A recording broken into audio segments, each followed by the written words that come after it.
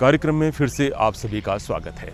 साथियों, नाबार्ड, जिसे राष्ट्रीय कृषि और ग्रामीण विकास बैंक के नाम से भी जाना जाता है, इसका मुख्य उद्देश्य होता है ग्रामीण क्षेत्रों में विभिन्न प्रकार के विकास कार्य और परियोजनाओं में निवेश करना, ताकि ग्रामीण क्षेत्रों के लोगों के जीवन में सुधार लाया जा सके।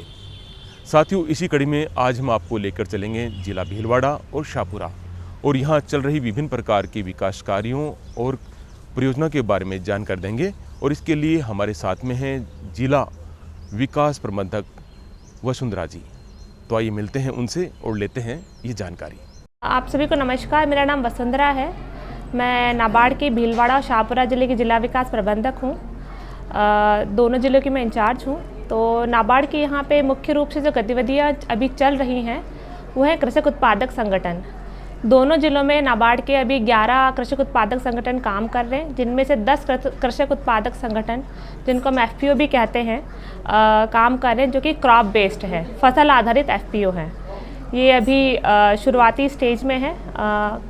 और इसके अलावा हमारा एक जो FPO है वो बकरी के ऊपर है, जो कि KVK भीलवाड़ा के द्वारा क्रियान्वित किया जा रहा है। इसके अलावा जो हमारी अन्य गतिविधियां जो हमने अभी पिछले वर्ष की है भीलवाड़ा शाहपुरा ज़िले के अंदर, वो है नाबार्ड का एक माइक्रो एंटरप्राइज डेवलपमेंट प्रोग्राम होता है, जिसके अंदर हम स्वयं सहायता समूह की महिलाओं को स्किल डेवलपमेंट से लेकर के उनके उत्पादों को तैयार करवा करके उनको मार्केटिंग के ऊपर हम लोग कार्य करते हैं। जिसके अंदर मैंने जैसे कि पिछले वर्ष यहाँ पे ज्वाइन किया, तो मैंने यहाँ पर 3 MEDP प्रोग्राम करवाए हैं। सबसे पहला प्रोग्राम तो मैंने गौधन के ऊपर किया था। पौंडरास जो गांव है भीलवाड़ा ज़िले के अंदर, वहाँ पे मैंने उस पर काम किया, जिसके अंदर हमने देसी गाय के गोबर से बने उत्पादों को महिलाओं के द्वारा तैयार करवाया, साथ में उनकी मार्केटिंग वगैरह भी हम लोगों ने करवाई है। इसके अलावा जो हमने दूसरा जो MEDP प्रोग्राम किया वो हमने आर्टिफिशियल ज्वेलरी के ऊपर किया है। ये भी अभी इस पर कार्य चल रहा है। ये हमने भगवानपुरा में किया था, भीलवाड़ा के मांडल ब्लॉक के अंदर।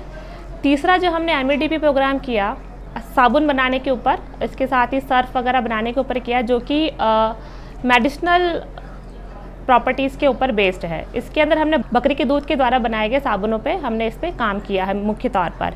इसका भी काफ़ी अच्छा काम शुरू हुआ है और इस प्रोग्राम को भी जिला प्रशासन की तरफ से भी काफ़ी सराहना मिली है। इसके अलावा हमने शाहपुरा ज़िले के अंदर जो हमारे पलाश के जो पत्ते होते हैं, पलाश के जो फूल होते हैं, उनके ऊपर हमने एक लाइवलीहुड एंटरप्राइज डेवलपमेंट प्रोग्राम किया है।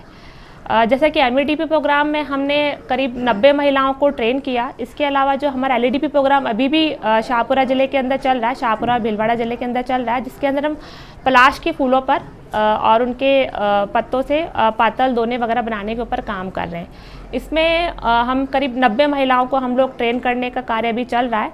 तो नाबार्ड का इसमें भी फोकस यही है कि महिलाओं को ट्रेनिंग के साथ साथ उनको अल्टीमेटली मार्केटिंग करवाने के ऊपर भी कार्य किया जाए, ताकि उनको सतत रूप से आय हो सके। इसके अलावा हमने पिछले वर्ष नाबार्ड ने भीलवाड़ा के अंदर E-कॉमर्स के ऊपर स्वयं सहायता समूह FPOs के जो सदस्य हैं उनका ट्रेनिंग प्रोग्राम किया था, ताकि वो ऑनलाइन अपने प्रोडक्ट को कैसे मार्केट कर सके उसके बारे में उनको ट्रेनिंग दी गई है, ताकि वो घर बैठे अपने उत्पादों को ऑनलाइन बेच सकें। इसके अलावा हम लोग पहली बार ऐसा हुआ है, नाबार्ड ने भीलवाड़ा शाहपुरा ज़िले में जो कार्य किया है उसमें स्पेशली राजपूत कम्युनिटी की जो महिलाएं हैं, हमने उनको मार्केटिंग करने के लिए भीलवाड़ा ज़िले से बाहर भेजा है। जैसे कि हमने उनको अहमदाबाद भेजा, जयपुर भेजा, जोधपुर भेजा। तो यहाँ पे हमने महिलाओं को बाहर भेजा। तो यहाँ से महिलाओं को बाहर भेजकर उनको एक्सपोजर दिया गया, ताकि जो उत्पाद तैयार कर रही हैं उनकी वो ऑर्डर्स वगैरह ले सकें, उनकी डिमांड जनरेट कर सकें बाहर पे। वैसे इनकी जो उत्पाद जो तैयार कर रही है उनकी भी काफ़ी डिमांड है, बट अभी ये प्रोग्राम चल रहे हैं, तो आगे इनका रिज़ल्ट आना अभी बाकी है फुल फ्लैज लेवल पर। इसके अलावा इस साल जो हम कार्य कर रहे हैं उन पर ऑलरेडी हम लोग कार्य कर रहे हैं, और वो परियोजनाएं जिन पे हम कार्य कर रहे हैं भी प्रक्रियाधीन है। तो GI टैग वगैरह के ऊपर भी हम लोग कार्य करने का विचार कर रहे हैं। नाबार्ड का एक प्रोग्राम है नॉन वाटरशेड डेवलपमेंट, तो उसके ऊपर ही हम लोग विचार कर रहे हैं कि हम इस पे कार्य करें। MEDP LEDP जो प्रोग्राम है इसके इन पे भी हम लोग कार्य करने की योजना बना रहे हैं। तो होपफुली जिस प्रकार हमारा पिछला वर्ष काफ़ी अच्छा निकला, तो हमें उम्मीद है कि इस बार नाबार्ड कुछ और भीलवाड़ा शाहपुरा ज़िले के अंदर कुछ नए चीज़ों पे कार्य करेगा। किसान भाइयों बहनों, म्हारो चैनल आपनो चैनल जल्द आ रह्यो है आपने बीच एक नया रंग रूप में मायने।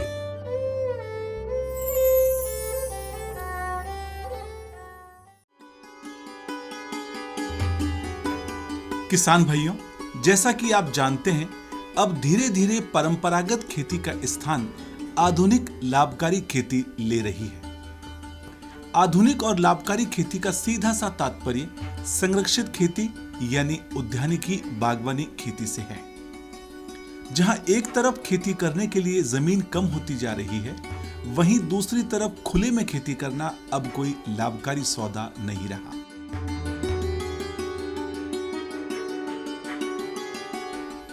तो ऐसे में अब किसानों का रुझान धीरे धीरे संरक्षित खेती की तरफ बढ़ रहा है और यह एक शुभ संकेत भी है।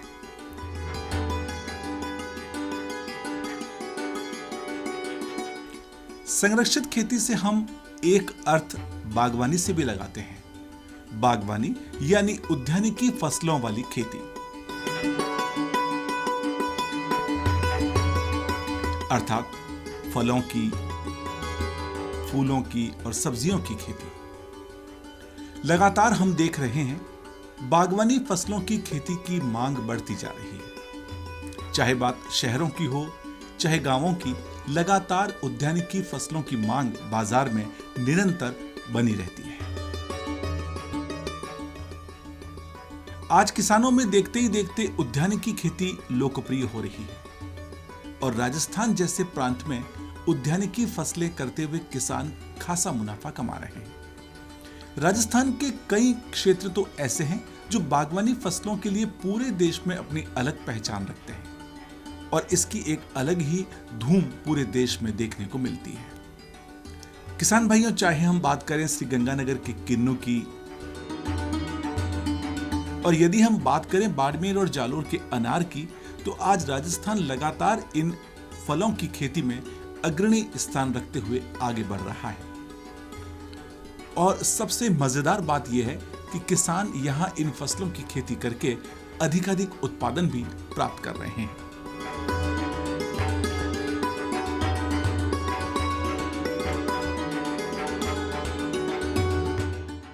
झालावाड़ का संतरा हो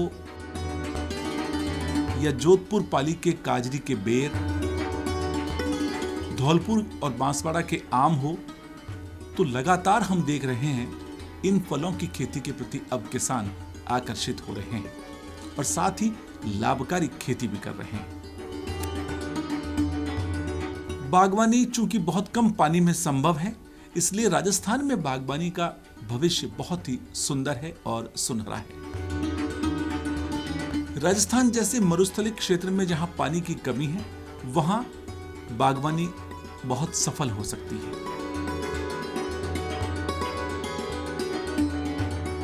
राजस्थान के कई मेहनती किसानों ने फलों की खेती में एक नई पहचान बनाकर राजस्थान को गौरव प्रदान किया है।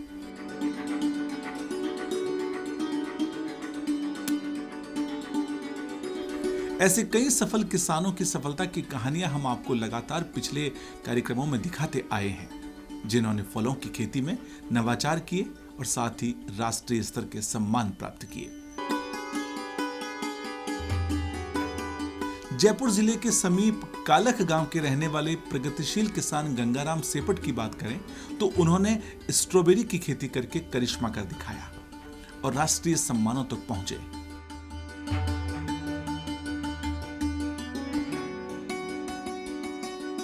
ऐसे ही एक प्रगतिशील किसान सुरेंद्र अवाना हैं, जिन्होंने बागवानी में कई प्रकार के नवाचार किए और लाभकारी खेती का एक अनुपम उदाहरण प्रस्तुत किया।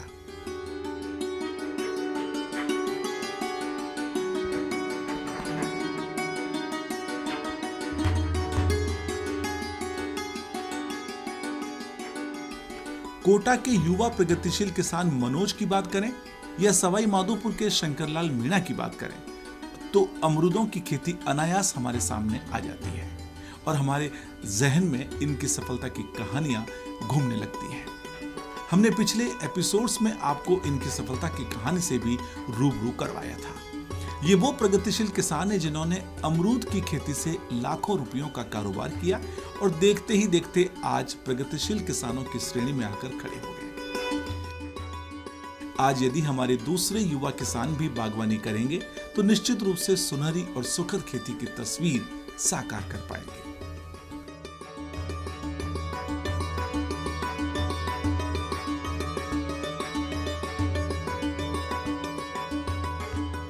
किसान भाइयों और विशेषकर युवा किसान साथियों, कृषि विज्ञान केंद्रों में युवाओं को बागवानी का प्रशिक्षण प्रदान किया जाता है। साल भर चलने वाले इस प्रशिक्षण के दौरान युवाओं को बागवानी के गुर सिखाए जाते हैं ताकि फिर बागवानी के माध्यम से युवा किसान अपने पैरों पर खड़े हो सके और अपना व्यवसाय कर सके।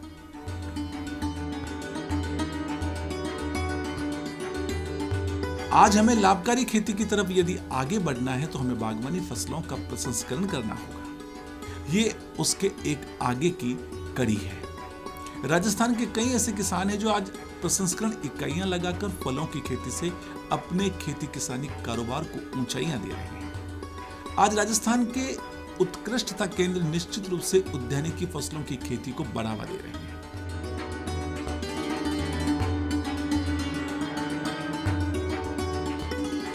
कोटा स्थित नींबू वर्गीय खेती के लिए प्रख्यात है वहां का उत्कृष्टता केंद्र। वहीं जैसलमेर का उत्कृष्टता केंद्र खजूर की खेती के लिए प्रख्यात है। टोंक का देवड़ासर अमरूद की खेती के लिए विख्यात है। इस प्रकार से हम देखते हैं कि बागवानी फलों की और फूलों की सब्जियों के लिए लगातार सरकार के उत्कृष्टता केंद्र किसानों को प्रोत्साहित करते हैं और एक नई दिशा की तरफ आकर्षित करते हैं।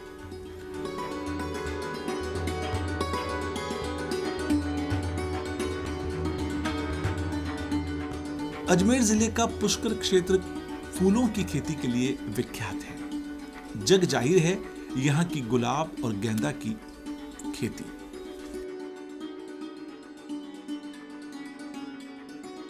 किसान भाई फूलों की खेती करके आज मालामाल हो रहे हैं। इनके फूल बाहर तक बिकने जाते हैं और इनको लाभकारी खेती प्राप्त हो रही है।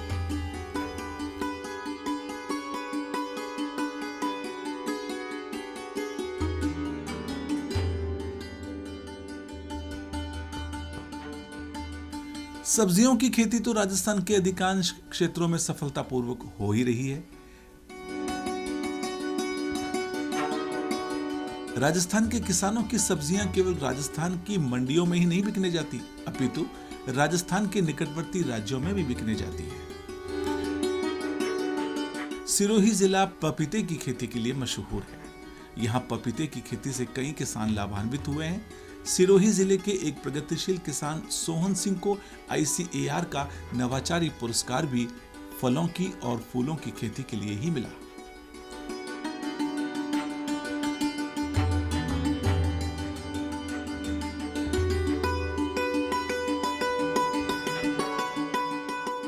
आज राजस्थान में जैतून की खेती लोकप्रिय हो रही है।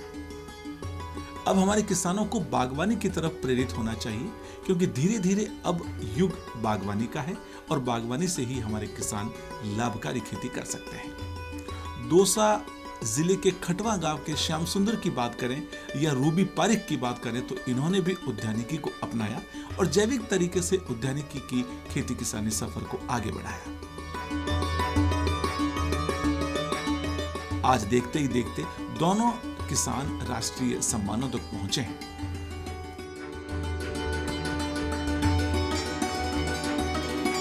राजस्थान का मिनी इजराइल। जैसा कि किसान भाइयों आप अच्छी तरह जानते हैं कि जयपुर जिले के समीपवर्ती गांव बेगस, बसेड़ी और गुड़ा कुमावतान किसी से छुपे हुए नहीं हैं।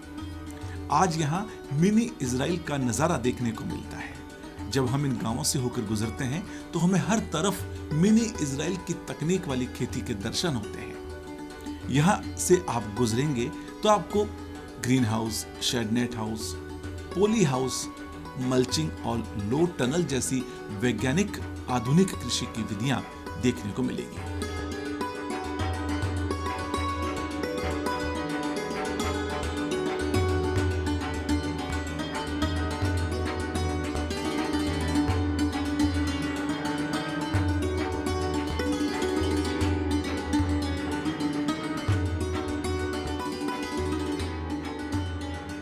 यहाँ अमूमन हर किसान संरक्षित खेती कर रहा है।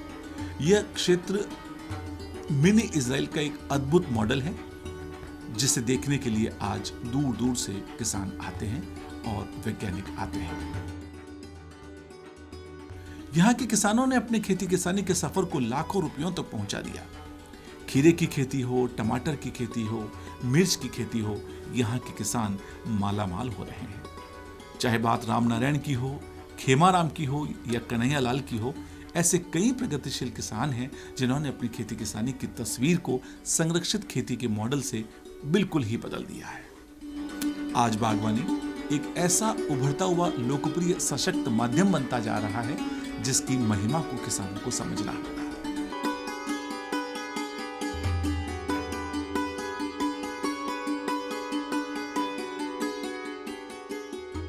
कृषि विशेषज्ञों और कृषि अधिकारियों को भी अब चाहिए कि वो किसानों को बागवानी के प्रति आकर्षित करें, उसके महत्व से रूबरू करवाए, ताकि अब किसान आधुनिक लोकप्रिय खेती के झंडे गाड़ सकें और राजस्थान की कृषि की गंगा को आगे बढ़ा सकें।